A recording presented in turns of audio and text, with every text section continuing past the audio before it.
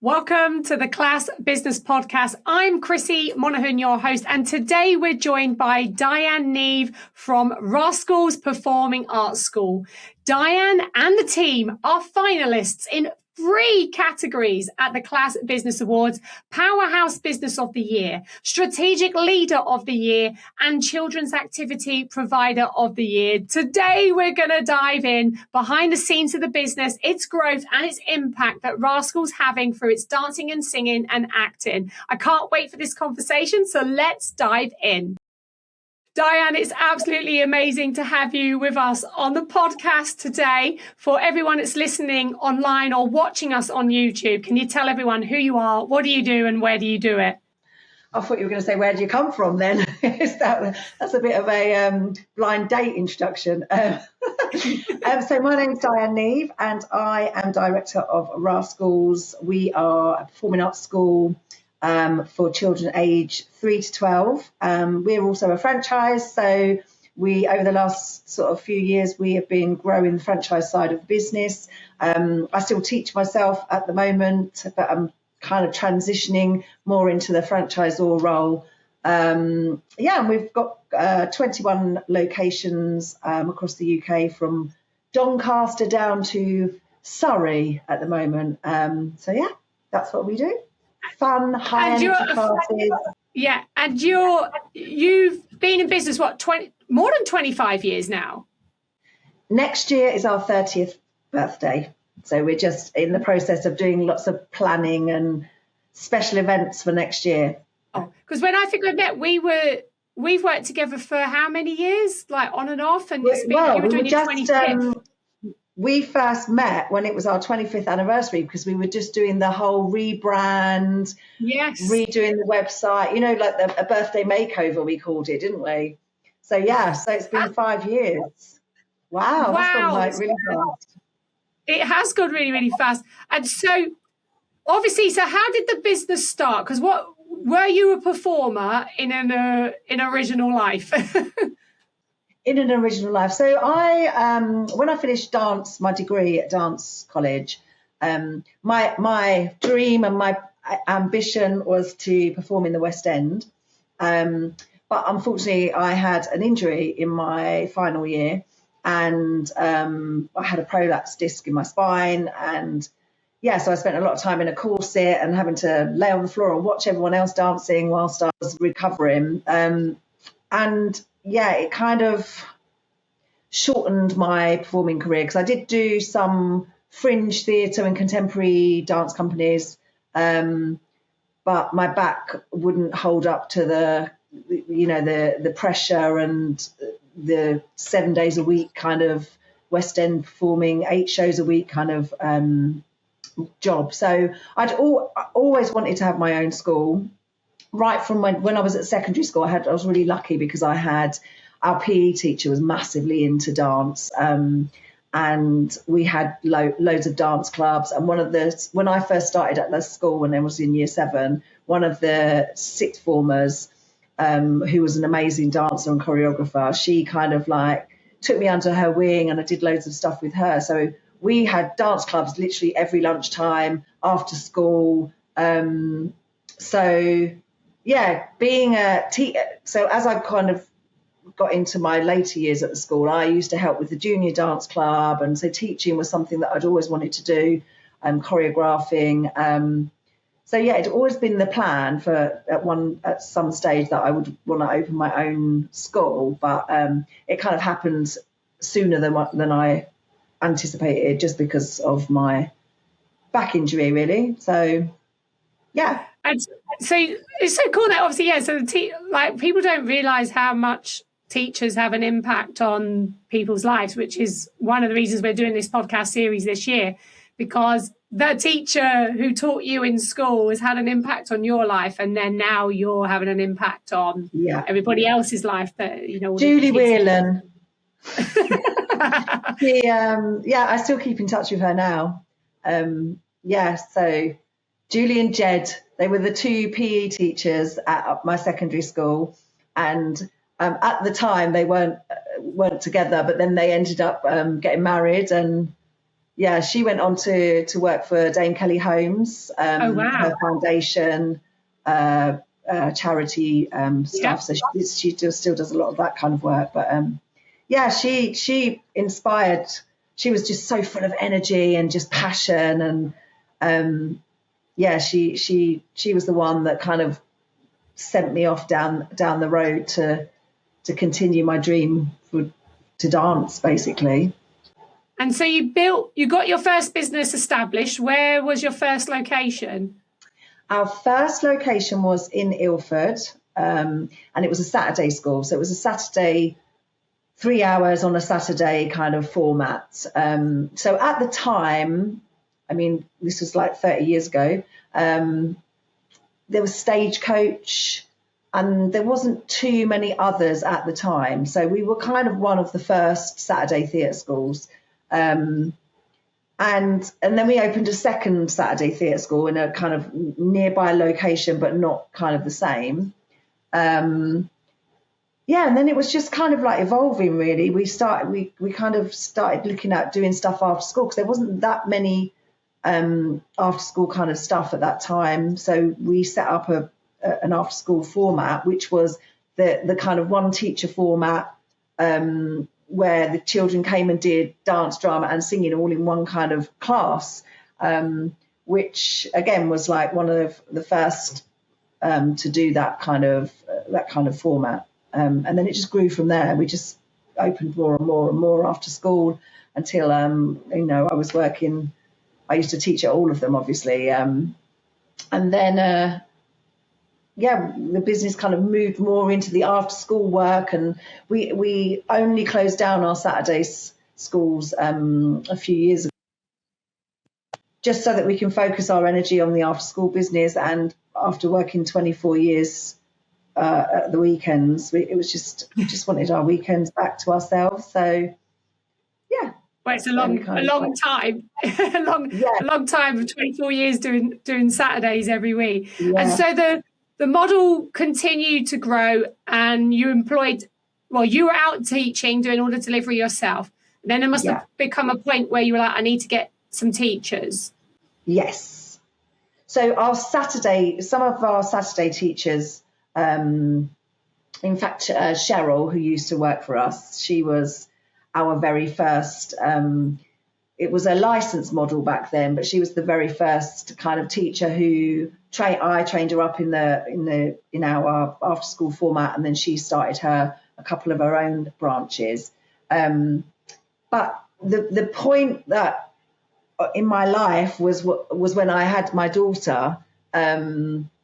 She used to come to classes with us all over the place, and then when she started school, I'd take her to the school in the morning, and then I wouldn't see her again, because I would obviously get home in the evenings after she'd already gone to bed. And that's when I started thinking, right, I need to get some teachers in so I can have a couple of days in the week where I'm just being mummy. And I found that really difficult to start with, because my classes are like my babies, and to trust someone else with that and to let go of that was really hard.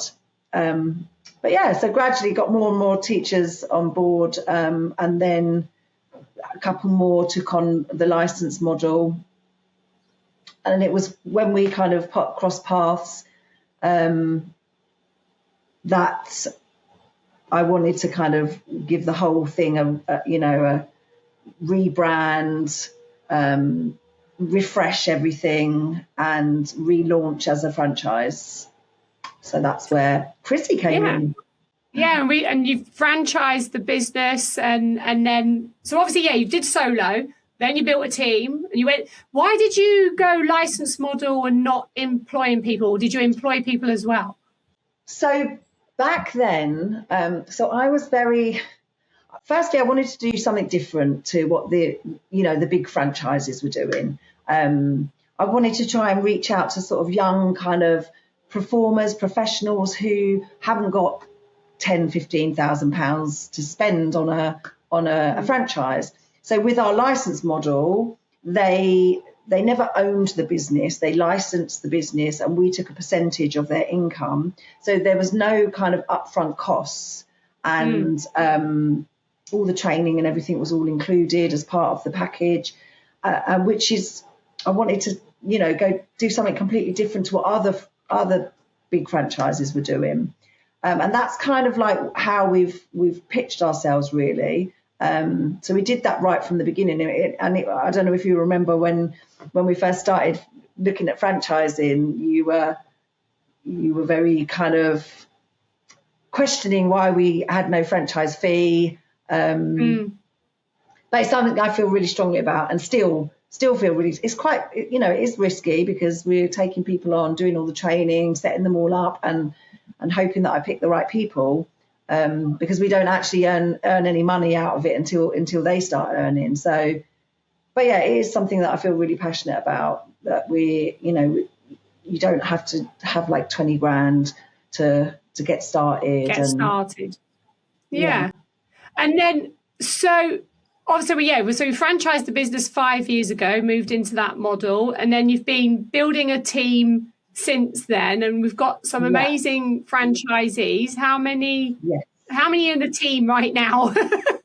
So there are 10 franchisees. Some of them run more than one branch. No, 11. Sorry, 11. Some of them run more than one branch. So we've got 20. We still run 5 of our own sessions. Locations. So the other 16, some of our franchisees run 2 branches. So there's 16 franchise locations at the moment. All across the country as well now. Yeah. So let's get into the impact, because obviously you've been in business for 30 years. You must have impacted so many children. Do you know how many children have been through Rascals' doors in the last 30 years? Thousands. Yeah, thousands across 30 years, thousands of children.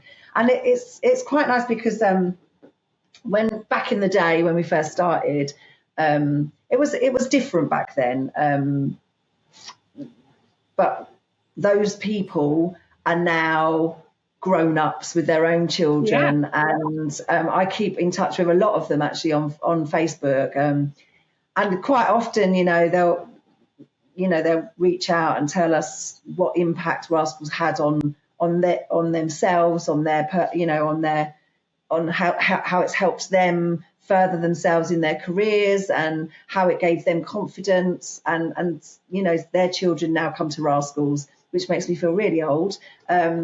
But yeah, it's that Rascals has always been about the children having fun and giving them confidence and self-belief, and that is something that was right from the beginning, and is still something that's really fundamental to our why Rascals exists. And a lot of people come to our classes purely for that reason. They want their children to be more confident and put their hand up in class and to be able to speak in front of other people. So yeah, giving them that confidence is something that we do every single day. And parents tell us all the time how much it's impact, just coming to one class a week, how much impact that can have on a child. How they respond in school, how they can take that new confidence into the classroom, and how it benefits their learning in school, and social skills as well, being able to interact with other children and interact with adults. So yeah, performing arts classes are so much more than just dancing, singing and acting. And the kids that are coming, so from your perspective, obviously I know you still teach and you're out there on the cold face every day and you're supporting a team that are out there. What's the biggest challenge that the children are facing? Like, why have we got unconfident children? So what's the issues when they're coming into class? Yeah, I think we have seen the COVID babies and the COVID toddlers that are now coming into class That's had a massive impact on children, and particularly we see a lot more children, in the last few years with anxiety and separation anxiety, and I think it's just to do with that kind of lack of social time that they missed out on, which really has had an impact on a lot of children. They see it in schools as well, because we do a lot of clubs in schools, and when just speaking to teachers and in the schools, children are generally the anxiety side is more prevalent these days than what it ever used to be, for sure. And what type of so how do you support your team teachers, like, to support the children? Is there a Rascals way, a Rascals method? Yeah, there is a Rascals way.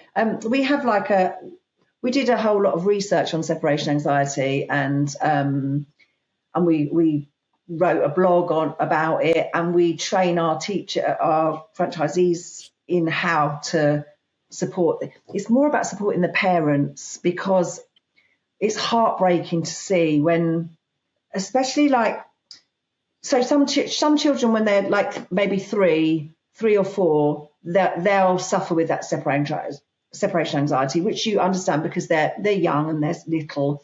But you also see when children get to about the 8, 9, 10 age, when they've gone from infants to juniors, the most confident children can suddenly have like a big a big sort of like period of anxiety where they're struggling to go into school, and they're, I don't know if you've seen it in your children, but I know my daughter, when she moved from juniors to infants to juniors, sorry, she had a bit of a wobble, which was completely out of character for her, because she was always a confident child. So we do, and it's heartbreaking when you suddenly have these children come to your class and they're like crippled with fear and in tears, and the parents just are kind of don't know what to do, and it's really hard for the parents as well. So I think we're very nurturing, we're very caring, we're very kind. We try to really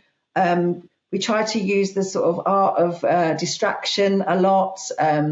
We try to buddy them up with children in the class that are very caring and kind, and just giving them positive praise throughout the classes, and also telling the parents that it is just a phase.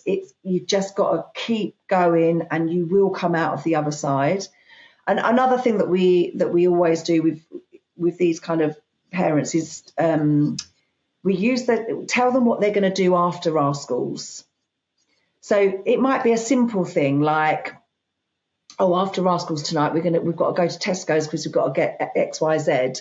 Because in the children's brains, they know that you're coming back for them, and they know that, after Rascals, this is happening. So it's kind of like a shift in their mindset, that they know that you are definitely coming back because you're doing this after. And that works so well with lots of children, where they've come in and they're so like in tears and anxious. And when the parents have sort of used that little bit of advice and mentioned, we're doing this after Rascals, they come in a totally different child. So it's just like little tips and things. Yeah, so supporting the parent as well and giving them the tips and ideas on how to help the child get into the class. Yes. So they can benefit long term. So the majority of your work is after school clubs. Yes. Then you do curriculum.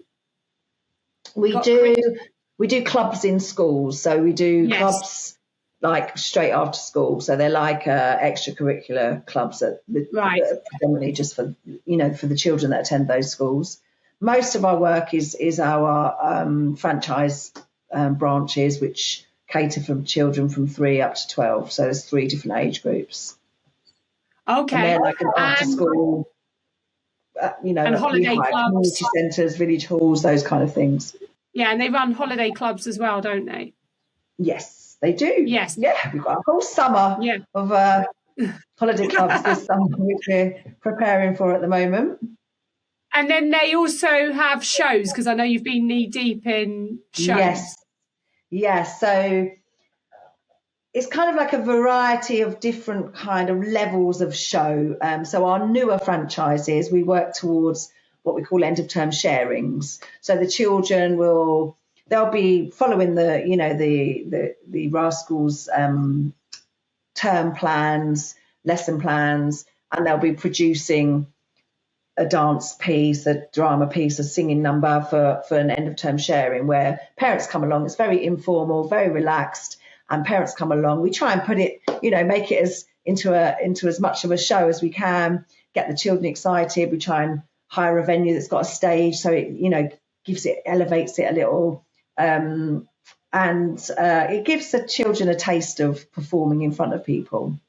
And then for other more established branches, like our own branches and some of the more established classes, franchises that have been operating for longer, then they're kind of bigger shows where we'll hire theatres. We also collaborate with some branches will collaborate and work towards performances. So we did His Majesty's Theatre earlier this year. Next year, we're taking a troupe of children from a variety of different classes. We've formed a troupe that are going to perform at Disneyland Paris next year. So we try and get them, once they're kind of more established and they're more confident with their children, give them sort of other opportunities can come their way that they can get involved in. And I remember before you were telling, you write all the holiday club content and you also write the show content. Yes. So the children, yes and no. We do write. We have loads of scripts and stuff, and we write all of our. So, for example, our show this year was like a sort of Brit Awards kind of style show. So we had hosts and we had like categories and.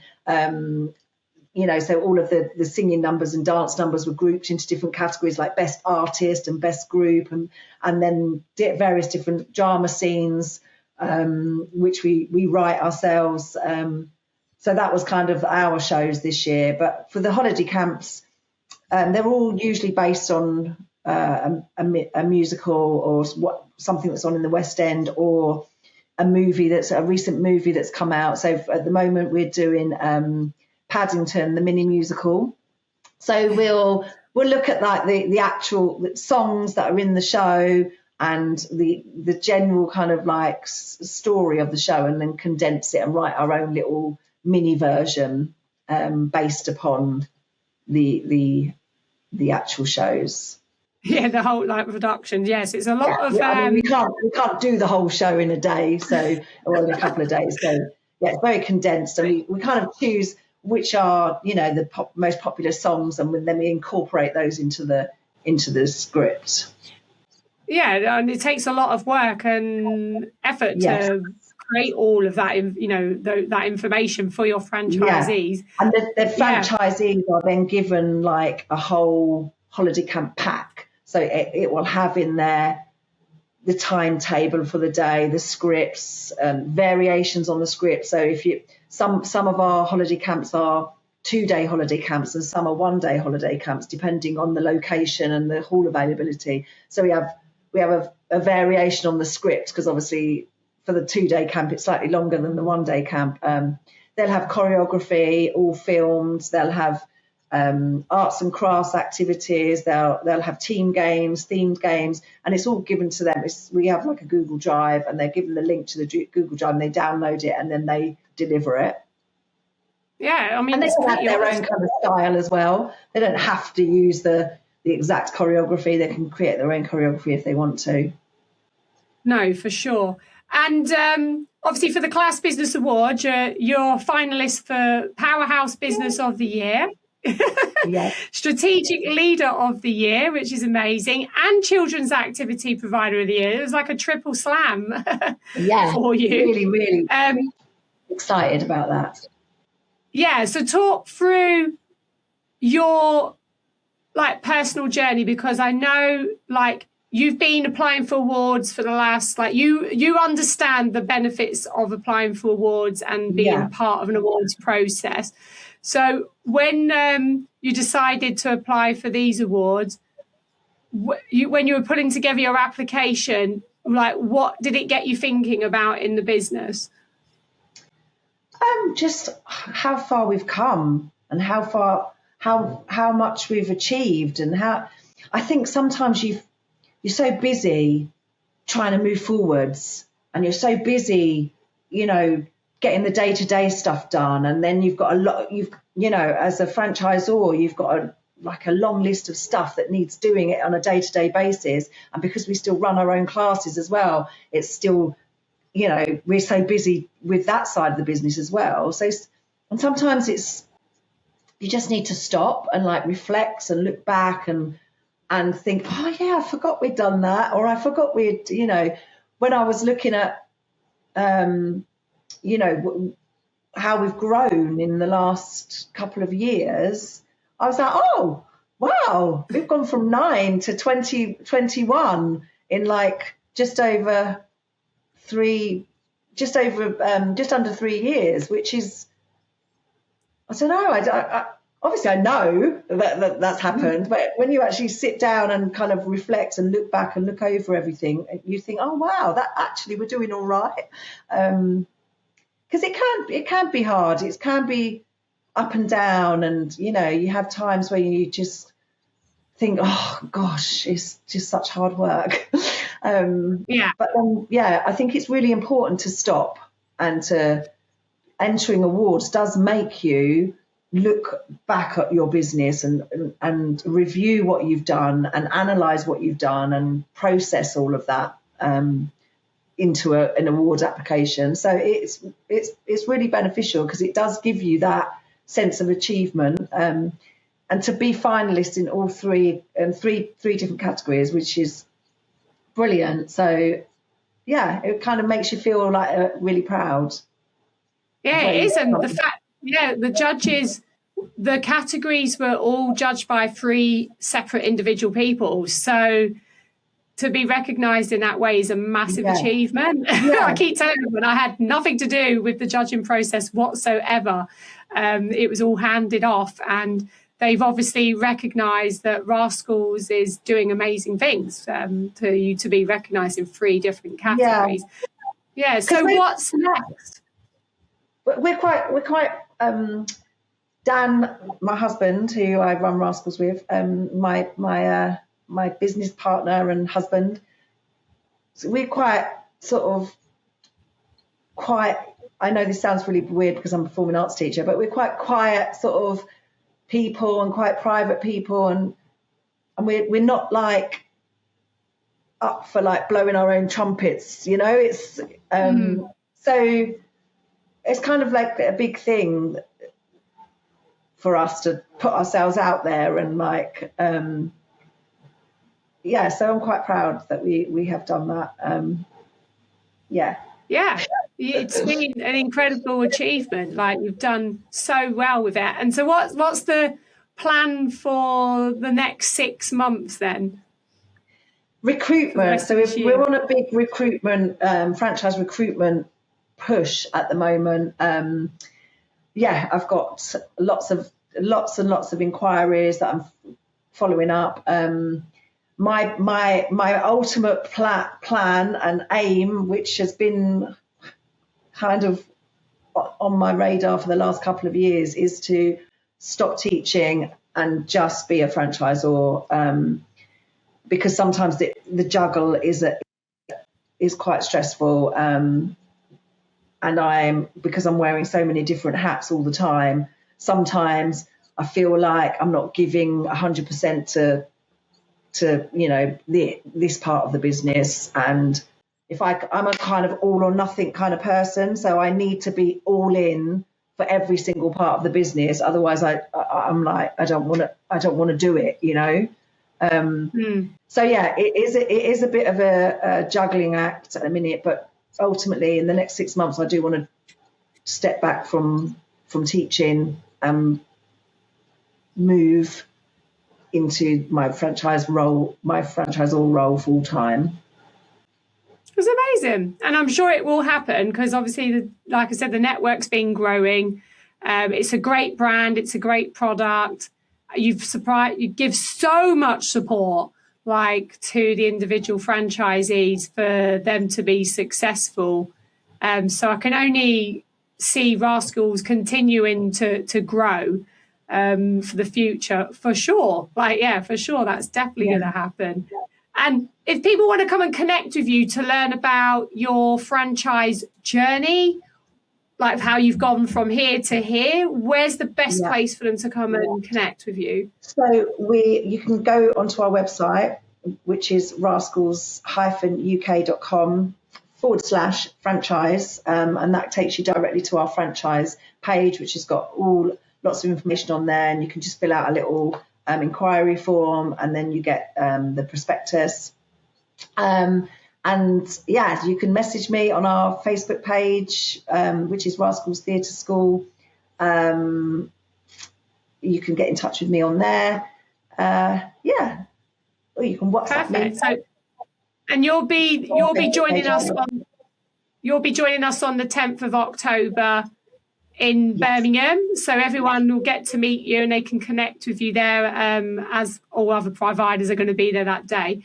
Last question I want to ask you, what's your one piece of advice that you would give to a provider right now who is in the messy middle, trying to do all the things?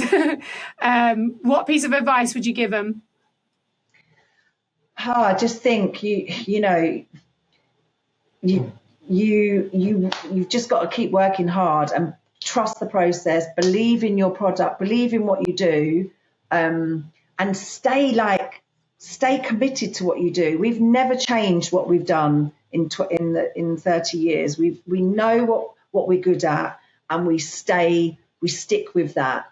So sometimes I think you can deviate and you can think, oh, we could do this, or we could do that, or we could add this, or we could add that. But if you just stick to what you do best and, keep working really hard, and you will get through. Believe in yourself. It's what we do for the children, is give them self-belief, and you've got to trust the process and believe in yourself.